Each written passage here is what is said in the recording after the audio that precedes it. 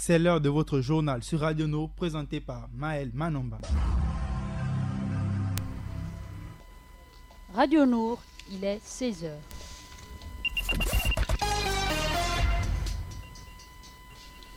Assalamu alaikum auditeurs de Radio Nour, merci d'écouter la Radio Nour, la radio au service du développement. Voici les titres. Réunion de coordination de la mise en œuvre des actions de suivi du forum sur la coopération sino-africaine. Le ministre des Affaires étrangères Alain-Claude Bilye-Binze a représenté le chef de l'État, son Excellence Ali Bongo Ondimba. Pierre Sokat, c'est le nom du nouveau président du conseil d'administration de la SEG. La décision qui le nomme a été entérinée lors du conseil d'administration du vendredi 28 juin dernier. La Caisse nationale de sécurité sociale et ses meilleurs coureurs amateurs ont marqué le 10 km de Port-Gentil. Ensuite, nous aurons la page musulmane présentée par Adiza Adamou et Sono et bien sûr l'international avec Ida Ibinga. Radio Nour, il est 16h. La réunion des coordinateurs de la mise en œuvre des actions de suivi du sommet de Beijing du Forum sur la coopération sino-africaine s'est récemment tenue à Beijing. Le président en exercice de la communauté économique des États de l'Afrique centrale, son Excellence Ali Bongo Ondimba, s'est fait représenter par son ministre des Affaires étrangères, Alain-Claude Bilye-Binze, qu'on écoute. La CEAC, c'est cet organisme qui va être l'interlocuteur des 11 pays de la région pour favoriser un développement cohérent et faire que nous parlons d'une même voix. Et donc c'est essentiel et c'est pour cela qu'aujourd'hui nous nous sommes exprimés au nom de la CEAC pour porter cette voix et rappeler que la coopération avec la Chine doit être vue à la fois dans le domaine des infrastructures mais dans un rapport gagnant-gagnant. Et donc il est indispensable de constater qu'il s'agit d'un modèle qui tient compte de ce qu'est l'Afrique, du parcours de l'Afrique et qui est fondé sur le respect mutuel. Le problème que nous avons, c'est que l'infrastructure, quand on la construit, c'est sur du long terme. Et les crédits qui sont accordés sont des crédits de court terme. Et donc nous voulons négocier pour qu'on accorde des crédits de long terme pour des infrastructures routières et portuaires. Et que sur des éléments beaucoup plus courts, que sont les entreprises d'extraction ou de transformation, on peut aller sur des crédits de court ou de moyen terme. Voilà, à l'instant, vous venez d'écouter le ministre des Affaires étrangères, Alain-Claude Bilye-Binze, qui était présent à la réunion des coordinations de la mise en œuvre des actions de suivi du sommet de Beijing, du Forum sur la coopération sino-africaine, qui s'est récemment tenu à Beijing, et le président en exercice de la communauté économique des États de l'Afrique centrale, son Excellence Ali Bongo Ondimba, s'est fait hautement représenter par son ministre des Affaires étrangères, Alain-Claude Bilye-Binze. Après 5 mois de travaux, la présidence pour la première session ordinaire de la 13e législature s'est achevée le 28 juin dernier à Libreville. Une opportunité pour le président de l'Assemblée nationale, l'honorable Faustin Boukoubi, de dresser le bilan tout en revenant à travers un discours interpellateur sur la vie politique, économique et sociale pour dénoncer un nombre de dérives et des comportements déviants. La clôture de cette session s'est faite en présence du Premier ministre Julien Kouré-Bekale, du président du Sénat, le vénérable Lucie Milebou, de la présidente de la Cour constitutionnelle Marie-Madeleine Borancho et de l'ensemble des responsables des institutions. La Société d'énergie et d'eau du Gabon, la SEG, a un nouveau président du conseil d'administration. Il s'agit de M. Pierre Sokat, ancien PCA de la Compagnie nationale de navigation intérieure et internationale, la SN2I. Compagnie nationale de navigation intérieure et internationale. Pierre Sokat est réputé pour son expérience et ses qualités managériales. Il prend ainsi les rênes d'une société réquisitionnée par l'État en février dernier après 19 ans, après sa 19e année de concession au français Veolia, une décision motivée par la mauvaise qualité des services en matière de fourniture d'eau et d'électricité dans la capitale gabonaise. Il faut rappeler que depuis la SEG, sa 13e plus grande entreprise en Afrique centrale, fait l'objet d'un vaste plan de restructuration visant à améliorer son outil industriel et renforcer son assise financière.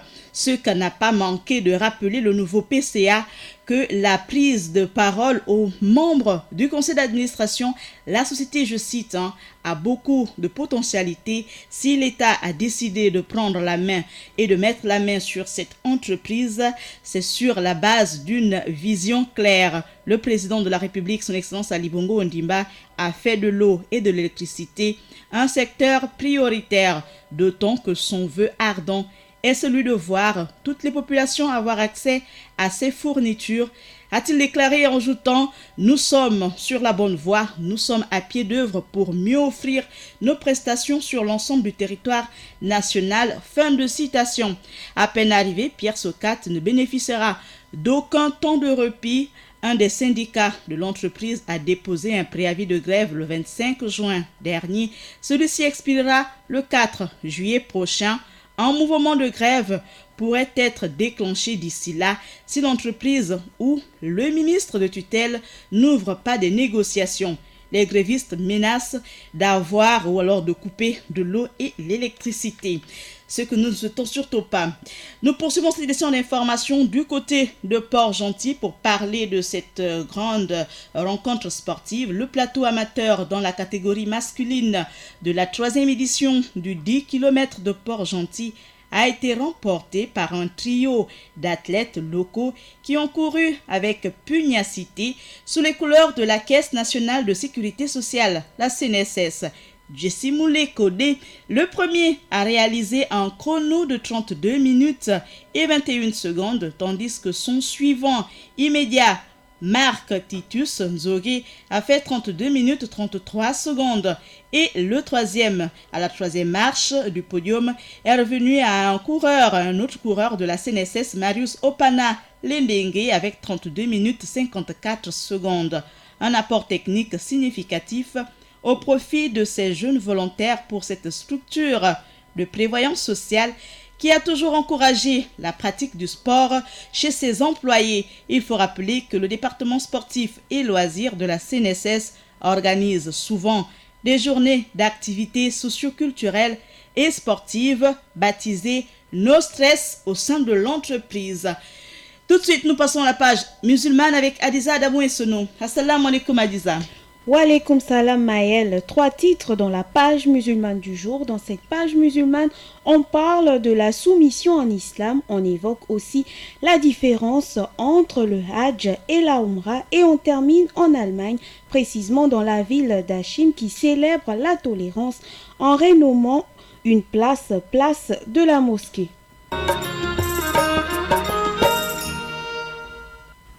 On démarre la page musulmane du jour avec Lordine Oyangema qui nous propose un reportage sur la soumission en islam que je vous invite à écouter. Loin d'être un joug imposé à la femme musulmane, encore moins une forme d'esclavagisme. La soumission est une vertu dont toutes les épouses musulmanes devraient se revêtir car celle-ci est une recommandation divine. Définie comme étant une forme de respect et d'obéissance, la soumission d'une femme demeure d'une importance capitale pour la stabilité du foyer. La contrepartie, c'est qu'elle doit se soumettre au respect de son mari. C'est pour la bonne marche du foyer. Mais si elle est rebelle dans un foyer, le foyer ne va jamais marcher. Pourquoi elle doit se rebeller et pourquoi elle se soumettre? Elle doit se soumettre, c'est pour son propre bien. Parce qu'elle ne se soumet pas, le foyer ne sera jamais un bon foyer musulman. Ça va être un désordre. Si elle ne se soumet pas, les enfants regarderont la femme faire et elles vont se comporter aussi de la même manière. La femme, elle est bergère de son foyer, elle est responsable de la famille et elle sert d'exemple pour ses enfants. Si elle ne se soumet pas, les enfants ne vont pas se soumettre aussi à eux, à son mari ou à elle, et ainsi qu'elles seront des enfants qui ne seront pas bien éduqués. Bien que l'homme soit prédominant, il ne convient pas à celui-ci d'user de son autorité pour maltraiter son épouse, car ce serait désobéir au commandement d'Allah. Merci Lordine pour ce reportage. À présent, retrouvons Valeska Godouma qui, elle, Maël, a choisi de nous parler de la différence entre le Hajj et la Umrah. On l'écoute. Le Hajj et la Umrah sont 2 pèlerinages recommandés par le Coran, faisant partie des actes d'adoration que doit accomplir le fidèle musulman ayant les capacités physiques et financières. Cependant, il existe une différence entre ces 2 pèlerinages. Alors, Donc la différence tout simplement entre ces deux grandes adorations, c'est que l'autre, il est obligatoire, c'est-à-dire il fait partie même les 5 piliers de l'islam.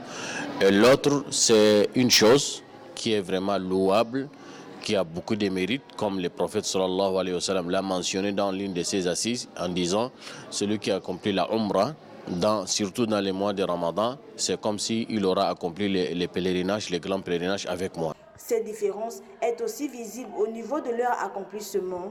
En effet, si le Hajj comprend tous les actes de la Umrah, il comporte aussi des actes qui lui sont propres. Il y a certaines choses, c'est-à-dire qu'on trouve dans la Umrah, on les trouve aussi dans les grands pèlerinages. Mais seulement les grands pèlerinages, il est beaucoup allergique, c'est-à-dire il est beaucoup tendu. Donc, c'est-à-dire la Umrah se limite seulement qu'à la Mecque. Donc nous allons dire tout simplement la Umrah à 4 piliers. Alors quand il s'agit des Hajj, le Hajj est beaucoup plus large au fait. Après avoir fait ce que nous avons dit, vous allez vous déplacer d'un endroit à un autre endroit, tel que vous allez partir à Mina, tel que vous allez partir à Arafat, et vous êtes appelé à sacrifier une bête, c'est-à-dire un animal. Donc tout ça là, le Hajj est beaucoup plus large par rapport à la Umrah. Contrairement au pèlerinage du Hajj, qui s'effectue à une période bien spécifique du calendrier musulman, la Umrah peut se réaliser pendant tous les autres mois de l'année. Il est cependant recommandé de le faire pendant le mois de Ramadan. Merci Valeska pour ce reportage à l'endroit des médias Nour, et on clôture l'actualité musulmane en Allemagne avec la ville d'Aachen qui célèbre la tolérance en rénommant une place de la mosquée.